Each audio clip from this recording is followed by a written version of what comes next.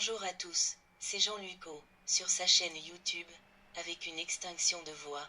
Je suis obligé d'utiliser une voix artificielle pour vous présenter les actualités. Veuillez m'en excuser. Aujourd'hui, nous avons parlé de autorisation de création d'une joint venture entre Rheinmetall et Leonardo.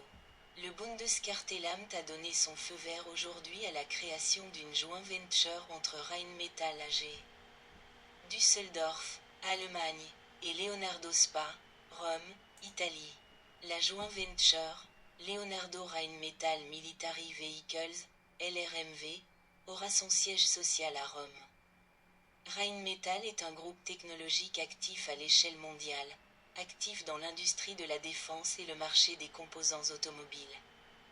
Leonardo est une entreprise italienne spécialisée dans la défense, l'aérospatiale et la sécurité de l'information et l'une des plus grandes entreprises de défense au monde.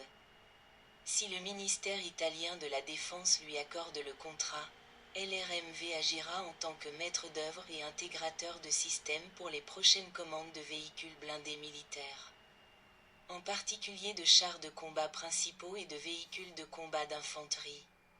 Selon les exigences du ministère italien de la Défense, au moins 60% des travaux à valeur ajoutée doivent être réalisés en Italie.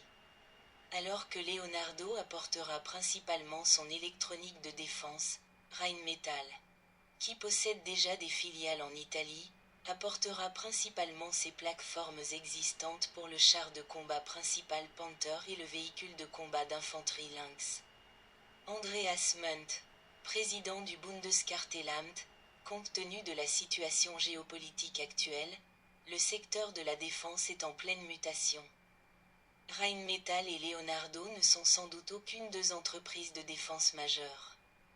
La création de la joint venture ne pose toutefois aucun problème de concurrence et pourrait être rapidement autorisée. Les activités de Rheinmetall et de Leonardo sont complémentaires et il n'existe pas de chevauchement significatif entre leurs activités actuelles.